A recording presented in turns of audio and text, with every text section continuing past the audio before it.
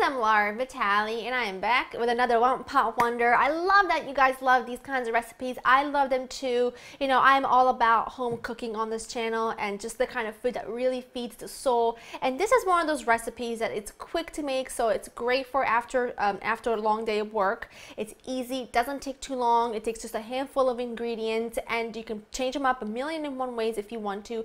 But it's also really, really beautiful and perfect for a dinner party. So if you are entertaining last minute, look no further. This recipe will get you out of a pickle. It takes about 35 minutes or so from start to finish. You're going to start with a pork tenderloin. This is just one, but you can double up the recipe. You'll need about a pound of potatoes. These are partially cooked, and this was just a bag of tricolor potatoes. You've got some little baby Yukon Golds, red skin, purple potatoes, and to the bigger ones, I've just cut them in half, and the smaller ones, I just left them whole. And you can boil them until they're about halfway cooked through, or you can pop them in the microwave until they're halfway cooked through. Totally your whatever you want to do, but I do suggest cooking them ahead of time a little bit so it speeds up the cooking and everything gets done at the same time. Bell pepper, purple onion or red onion, yellow onion, lots of garlic, and in here I've got my little special spice mixture. I've got some dried parsley, cumin, garlic, salt, pepper, and I've also got some chili powder, and you'll need some additional salt and pepper for the vegetables and some vegetable oil.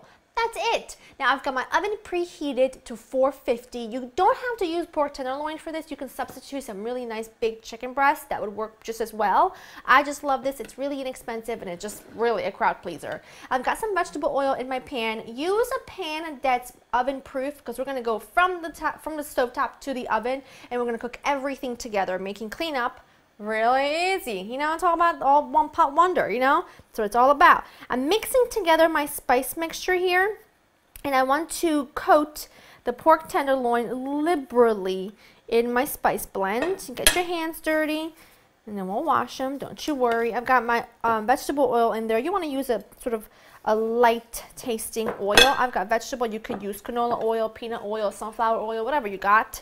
I've got that over about medium-high heat. I don't want to burn the spices, so I'm not going to go too hot with it, but I certainly want to sear this and get some really good color. This is looking perfect. You can see I'm patting the spices in. My oil is perfect. So what I'm going to do is I am going to take this pork tenderloin and I'm going to put it to one side of my skillet. I'm going to go wash my hands, come back, and then we'll add the remaining ingredients. I'm going to take my potatoes. Oh yeah. And my peppers, onions, and garlic. And I'm just going to cook these alongside the tenderloin. Now, I'm going to cook this over about medium-high heat for about 7 to 10 minutes, giving everything a stir. I'm just looking for the vegetables to get a little bit of color and for the pork tenderloin to develop color all over, and then it'll finish cooking in the oven. This has had about 8 minutes total. I just moved the tenderloin to the center of my skillet. I'm going to turn this off. I'm going to pop it in the oven. Now, the time this will need to cook will depend on how far your tenderloin cooked in the skillet. Mine's not really cooked through at all, just the very edges, you know, just the very outside is seared. So I'm going to say that this is probably going to need 25 minutes or so in the oven to reach the internal temperature of 150 degrees. That's the temperature I like to eat it at, and then it's going to rest for a little bit. But keep an eye out on it. If it's been cooked, you know, a little bit longer, it might need less time or it might need more time. Just keep an eye on it because you don't want to overcook it or undercook it. I'm going to pop this in and show you what it looks like when it's all done. My tenderloin and my potato mixture was in the oven for exactly 22 minutes. Now, if you don't want as much color on your potatoes and your pork tenderloin, just cook it on like 350 for about 40 minutes or so, or until the internal temperature reaches 150 or your desired temperature. I prefer my potatoes and peppers with a lot of color and caramelization, so I like to, you know, cook it on a really high heat level, but it's up to you. I'm going to add some fresh parsley because this needs some green, and I have let my pork tenderloin just rest for about 10 minutes because I don't want to cut into it right away. I don't want to cut into it right away and all those juices kind of run all over the place. And then I'm going to take my mixture. Make sure you put a towel on your pan because it is going to be very hot. Look at those potatoes. Look at that. Oh, look at that right there. That potato has got my name written all over it. Get everything out. on your dish, platter. I would serve it right from the pan. I'm not even gonna lie to you. I won't even pretend that I wouldn't do that because I would. And you know I would. And now I'm gonna give this baby a slice. Look at all the juices. Oh, I'm gonna drizzle that over the top when this is sliced. Take a sharp knife. I cut things on an angle, as we all know. Let's see. Oh, it's perfectly juicy. Let's look at this. Let's see. Oh, you see the juice? Yes. Okay. I'm gonna slice this up. I'm gonna put that on my platter, and then I'm gonna give this a taste test. I am.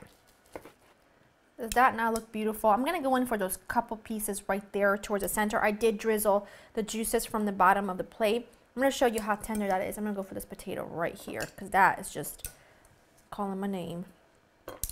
I want to just cut into the, I mean, it is just so perfectly cooked. Oh, when I pinch it with my knife and fork, look, can you see it? Look right here. See the juice? Oh my goodness. That spice blend is perfectly bold, but it's not so bold that it overpowers everything else. It's just almost like the perfect thing that you can imagine to crust that baby with. Ah, this potato literally has been calling my name since it came out of the oven. That crust, I can't even deal with that. It is so lovely, so quick. Within about 30 minutes, you can have the entire thing on the table. A simple green salad, maybe a glass of wine on the side, and you have got an amazing meal fit for a king. You will love this one. Go to laurainthekitchen.com. I'll have everything written for you. Bake it. Let me know how you like it. Change the peppers, change the onions, change the potatoes to whatever you want. Change the tenderloin to chicken, whatever your heart desires. Use this as a guide and simply use up whatever you have on hand. Send me a picture on social media. I always love seeing your recreations, and I'll see you next time. Bye.